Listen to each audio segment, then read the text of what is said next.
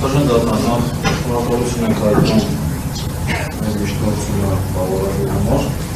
դա շատ կարևոր էր Սրբազանի համար։ Այդ առումով խնդրում ենք երկու հարցով ընդունում դատարանում լինելու խնդրել, քանի որ Միքայել Սրբազանը արքեպիսկոպոսը եւ նաեւ Շիրակի թեմահաշնորհը եւ իր համար Կալանքի մեջ գտնվել է նաեւ երկակի առումով եկեղեցական կյանքից կտրվելու հանգամանք է դարձել, չնայած դրան նաև ընդառաջնալով Արցախում ուսանողներից Երևան ուսանող թույլատրվել է դատարանների մասնակցությունը, խնդրենք թույլատրել Կիրակի օրերին եւ եկեղեցական տոներին մասնակցել Սուրբ Եվանո պատարագներին, յոթվեք առաջնորդներից եկեղեցու, որ հենց իր բնակավայրի կողմն է։ Սա քննություն եւ երկրորդը Պատաժան դատարան Սրբազանի մեծավազգականներից մեր ավագ եղբայրն է, որը 66 տարեկան է, առողջական խնդիրներ ունեցող, բայց Սրբազանը միշտ շփվել է երկու տղաների հետ, որոնց մեկը նաև խնամակալն է, որ հիվանդանոցում։ Մյուս խնդրանքն էր, որ նաև երկու տղաներին թույլատրվի բնակության վայրում իրար գտնվել, որտեղ բնականաբար նաև կենցաղային խնդիրների չափածած են, սնունդի եւ այլն, մեծ ավագ եղբայրը դա չի կարողանում ապահովել, իսկ Սրբազանի տեղաշարժը սահմանափակված է, մեր խնդրանքն է երկրորդ նաև մասով Զորական, տեսեք, քրեակատարական հիմնարկում, եթե չեմ սխալվում, կա մատուր, որտեղ անազատության մեջ գտնվող անձի իրավունք ունեն, հնարավորություն ունեն մասնակցելու։ Երևան կետում չկա։ Որտեղ է կազմակերպել։ Կազմակերպել է Սենյակում, տեսացան Սենյակում է կազմակերպել,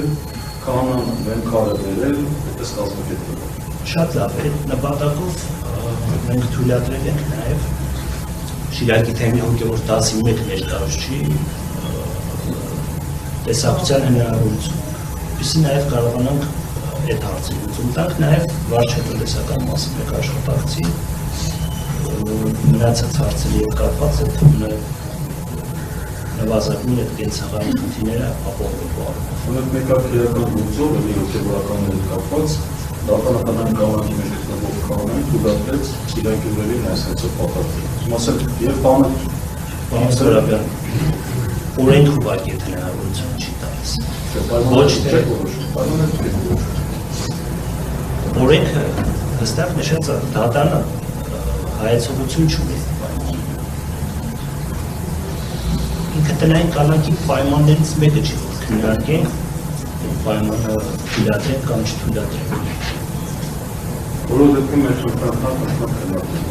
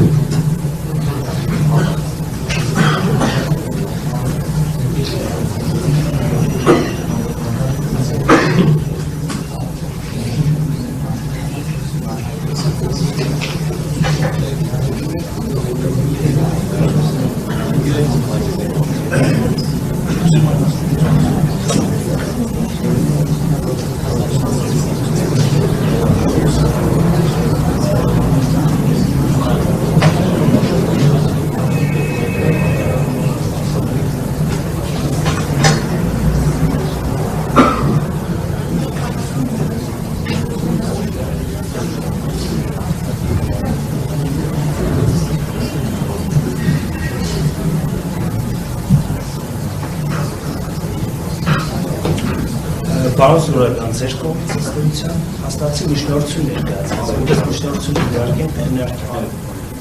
Դիշորոշում կա այս մասը։ Դատախազներն ինչ դիշորոշում։ Պատաժան դատարանների դիշորոշումը այսպես արտահայտել, եթե դատարան ըստեյության իրավական առումով կգտնի, որ ասեմ միջնորդությունը հնարավոր է քննարկել կառուցակարգել կամ թույլատրելու մեղադրին X օրերի Կիրակի օրերին մասնակցել համապատասխան հոգևորական ծեսի պատարագի, մենք սկզբունքով դրանով առարկություն չունենք։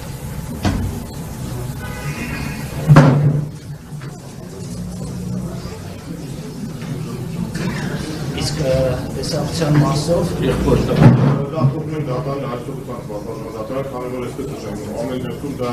ըստ էության ինչ որոշում է դատարանը կայացնի, մեր կողմից ողնարկման ակտերի շրջանակներում չի ներառվելու, հետևաբար այդ հանգամանքը կոնկրետ թողնում ենք դատարանի հայցողության, իսկ մյուս հանգամանքով արդեն այդ դիրքորոշումը նշեցի, եթե կառուցական կորեկտոր սահմանված դատարանքի վարակեն, ստուգման առավելություն չունենք դրա։